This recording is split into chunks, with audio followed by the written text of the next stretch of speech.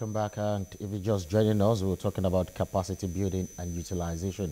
And I've been talking to Dr. Kabir Kabo Usman, is the DG, Center for Management Development. And don't forget, the lines are open now, so you could just call in to contribute on the program.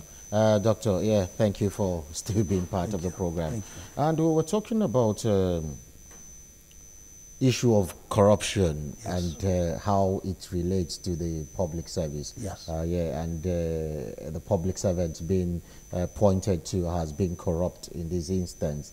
And is there, because a part of your I think objective is to train decision makers to avoid and policy makers and managers to avoid disasters in public service. How do you do that?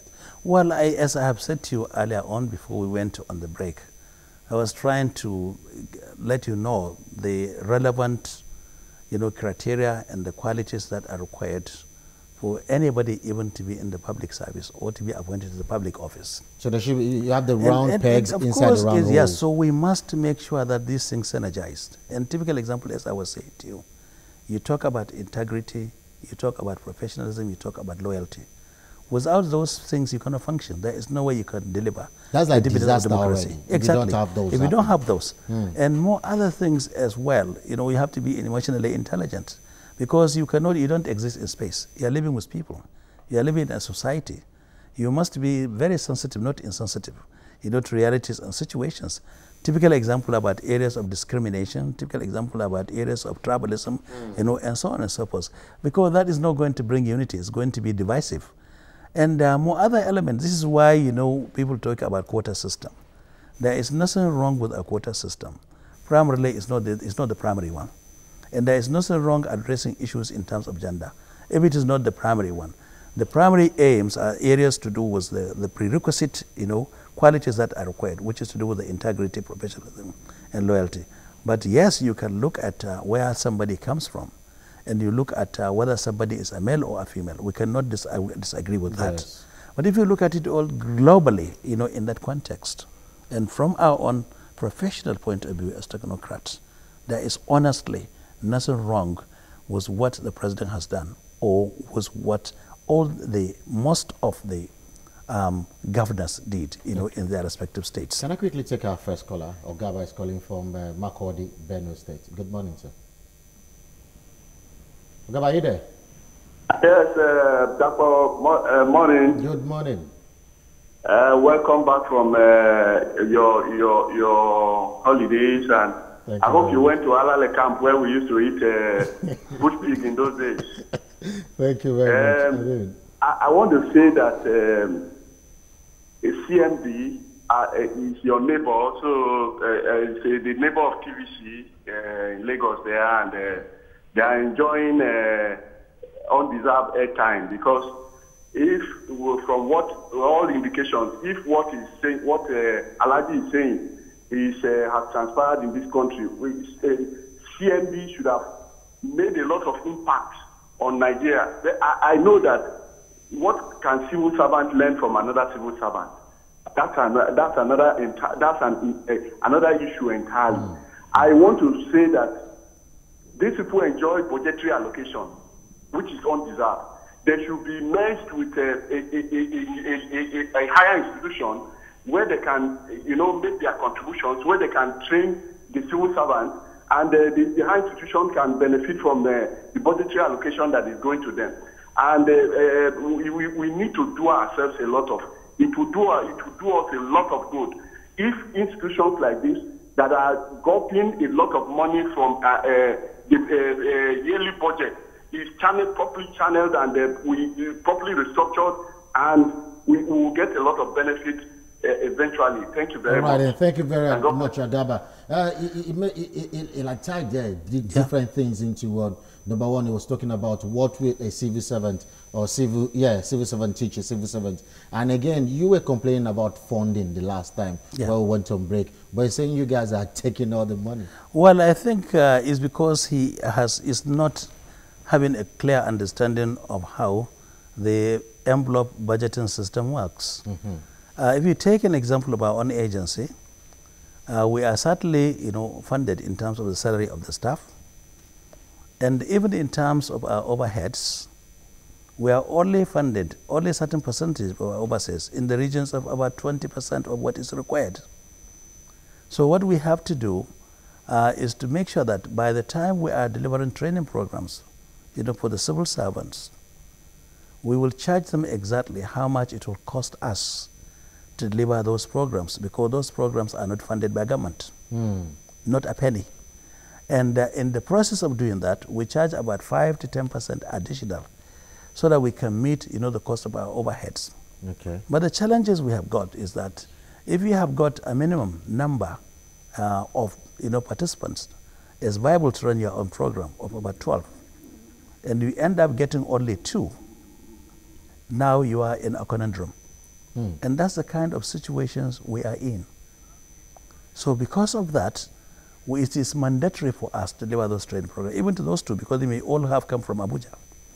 So we have to use our members of staff, set up a Bible class and run actually the program for them. So but by why the time is it that agencies, like different agencies, even different governments from different states, why are they not sending their staff down to you so you could make money? That's what we are essentially even, that's what we are asking for, and that's what we are looking for. And that is why we send proposals to all the governors. We send proposals to the Senate, to House of Representatives, to all the chief executives Do you get of ministries, favorable and agencies. Response from all these people? We just get a reasonable response, and the reason that we must try and understand is lack of availability of funds and lack of emphasis and attaching importance to training. And if you go to any or most of the agencies, particularly in the states, or in the federal government agencies, they have limited funding for training. And if there is anything that is really happening in terms of in terms of budgetary allocation, the focus is in areas of training. People are relegating it to the back door. So what we are essentially saying is what we have even wished with this issue now of zero budgeting that has been discussed now and being promoted and been discussed and is possibly going to be promoted by the current administration. We are actually even saying that we don't want even civil servants to come and pay. We want the government, to pay us, to pay for the civil servants, so that nominations can be made and they come and we deliver the mandatory program. Okay, I have another call on the line. David from Ikotun. Good morning, Lagos. David, good morning. Good morning. Good morning, sir. Can you hear me? Yes, I can hear you. Just continue. I think there's a delay in that call. Just continue. I just want to say one or two things. The issue of appointment of the minister, I think is so necessary. Appointment of minister will enhance the administration. Can you hear me? Yes, I can. You said it's not necessary. Is it is not necessary or so necessary? It's so necessary to appoint a minister. Not. Yeah. Okay. Yeah. Can you hear me? Yes, yes. It's so necessary to appoint a minister. It reduces the stress of Buhari and also enhance its administration. Okay. Thank you very much, David, for your call. And now I do get what you are talking about, because you said there's no point having a minister when you have people there that have been there for like 20 years. They know the onions of these ministries. It's a constitutional mandate. It has to happen. Yes. It has to happen. It has to happen. And that's the leadership. Let's talk about corruption. Let's delve into this, because you talked about measures of reducing waste in the MDAs, the ministries, the departments, and the agencies. Yes. How do you reduce waste? Well, literally, I was a preview to one of the presentations in 2009 at National Economic Council. There was a lot of discussion, about issues of wastage and the issues of corruption in the sense that there is leakage. So the leakage, the wastage and lack of value for money.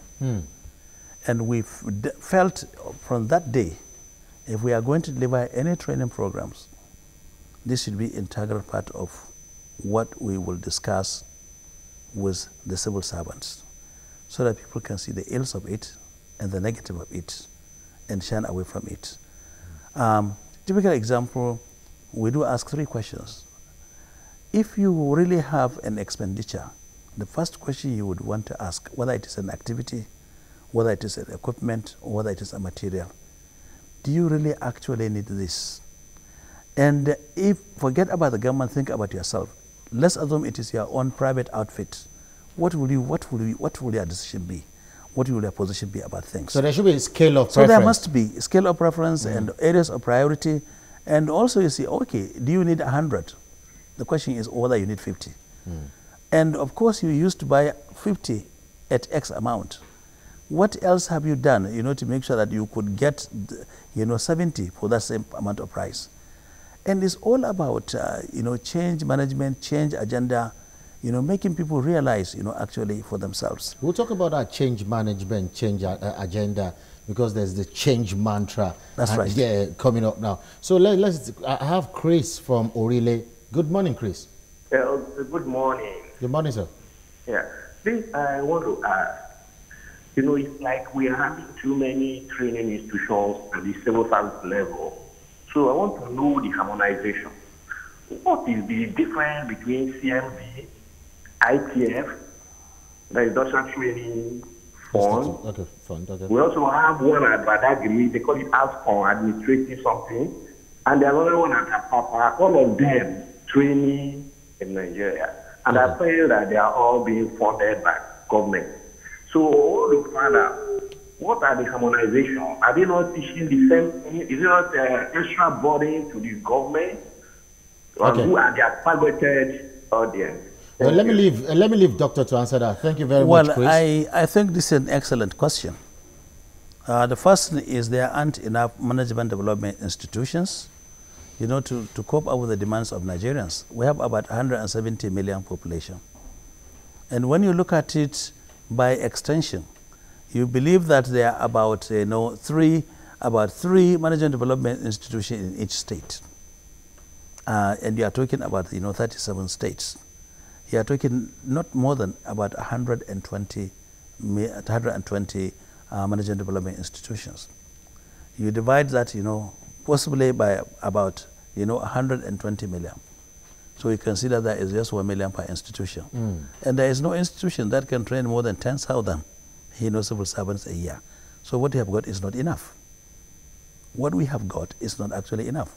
And that's why we have got management consultants, moving around with briefcases, and some of them doing a lot of extortion and so on and so forth. So we don't have enough. Just for example, if you look at the population of the United Kingdom, about 56 million, they have more universities than we have, while our population is 3 times. So we need more. So we need actually more. But not duplication of function. And not less. That's what he's talking about. Not duplication. Are you not duplicating function? And in areas of duplication of function, I'm glad he raised these issues. And I will give those particular, institutions he's mentioned in terms of reference. There are 4 classifications of management development institutions. The first one, they are regulatory. Austin, can you please hold on? So Let him the one this. who has got a regulatory function, is, for example, NCMD. Because ours is to regulate, to set standards, to give license for people to practice. Then the second category are those who are actually funding, institutions. And the typical example is ITF. Okay. So they fund, any activities in areas of technical skills and vocational skills, but they don't and so on and so forth. Okay. But actually, they provide training so that they can set standards and benchmark, because you cannot practice, you cannot regulate what you don't understand. What about ASCON? And when you talk about ASCON, they are operators. They are not regulators. So they provide training. And what's the fourth one? ASCON is for administration. Okay. Areas of training in administration. Okay. And the CMD is area of training in management. So a classical distinction, among them. All right. The NIM, NIM is not a regulator, and NIM is advocacy. Of course, you register, and it's about professionalism. Okay. How we can professionalize. I have a caller from Kano. He's been waiting for a while. Austin, I'm sorry, I don't have a choice here. Good morning. No problem. Good morning, sir. Thank you. Good morning to you. This is Austin calling from Kano. And good morning to Elijah in the studio. Well, I want to say that the greatest challenge that we are experiencing in the country is that some people are in position of authority, but they don't know what to do, especially the political class. Take some governors and the rest of public office holders. I think there needs to be an institution in this country that would train politicians on how to govern states when they win election, because the level of degradation, the level of bad governance in some states is so alarming and appalling.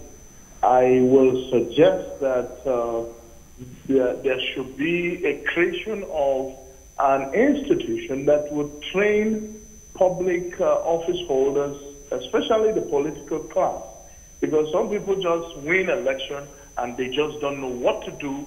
The states are in comatose. They cannot govern properly. It's a big challenge for us so that we can move this country forward. Thank you very much. Thank you very much, Austin. That's a very germane one Austin brought forward. Well, is it that you have the capacity of doing that? Or what? Because some people, some governors just become governors. They don't even know their responsibilities, which people listening I really agree with Austin. Really. Yes. Well, as I have said, every state have the right and authority to establish management development institution that can focus in 3 areas. One in areas of leadership, so the focus is on leadership. The other one, which is to do with governance. The other one is areas of management. And the last one is administration. Okay. And we have the Nigerian Institute of Legislative Studies. Oh, yes. And I'm sure you remember that, all the members of National Assembly, they had to go through, that kind of training program. But rightly so, in that aspect, he is right, because we haven't got that for the governors. The newly elected governors, we haven't got, and the deputy governors, we haven't got. Well, they really need one. So obviously that is needed. But at the same time, I think there is a quasi approach that is currently happening. Okay. Maybe the government, the Nigerian Governors Forum. Okay. So the Nigerian Governors Forum is a platform that can empower them with the rudimentary skills of governance and challenges of governance with the issue of transparency and accountability. Okay, I have Yakub on the line from Dokbemu. Good morning, Yakub. Good morning, Dapo. Good morning, sir. And then good morning to Alaji. Good morning. I totally agree with the last caller. For example, let me give you a clear example, Dapo. Yes. And then I know Alaji has a clear answer to it. I think so, and I believe. Yesterday, I watched the television, one of the channels. I saw the president telling Nigerians that an institution that's trying to do its job that was trained to do. And then the question is that why is all the political that I see them as a civil servant? Why is this civil servant as a political order office? Are you getting me now? See, anytime the other institutions want to do their job, they will see it as a political witch hunting. Alaji, please give us answer to that. Because I believe Code of Conduct Bureau, they are trying to do their job, which they are trained for. So anytime they go after one of police, whether it's a governor, a senator, even president, some of them will see it as a political witch hunting. Instead of them to allow them to do their proper job. Now, when they get to court now, because it's already preempted that it's a political witch hunting. You understand what I'm saying, sir? Yes. Please give us answer. Why are they doing that? Okay, thank you very much, Yakub. Doctor, do you want to respond to that? Well, I mean, literally what he's saying is we need to look at integrity and more accountability and more application of rule of law. And nature must take its course. And there has to be, support at all levels of government, to ensure that there is no interference, where justice must be allowed to prevail. But because I said we're going to talk about this change and the need to change even everything? Because we need to talk about integrity, value reorientation, accountability. How do you think you can do that? That it can even trickle down to even the bus driver, even on the road? Well, you see, actually, you know, somebody was asked about this issue in terms of corruption. Say, okay, this is endemic. It's every quarter of our society, in every facet, whether it is through mainstream civil servants or through private, you know, organizations, because we've seen that is also happening, even in NGOs and everywhere. And somebody said there is just only one ethics that you need to apply. The only way you can turn the course of justice to a positive direction is to educate people and see the consequence of their own action, and to see the level of destruction that is happening, you know, as a result of their actions and the result of their attitude. So what you require is one thing, that is attitudinal change. And he gave an example. He said, today, if you decide that let each and every Nigerian make just only one decision. From today, I would neither give bribe nor take bribe, then Nigeria will change. Is that, absolutely. Okay. You is see, that really so it's very, that is the question. If we are serious, if we were serious about it, it's possible. If not, we are hypocritical. Can I quickly take our last caller, Darlington from Misolo. Good morning, darling. Good morning, sir. Good morning, sir. This is my first time of calling. Thank you very much. Thank you, sir. Let me just add to the who spoke last.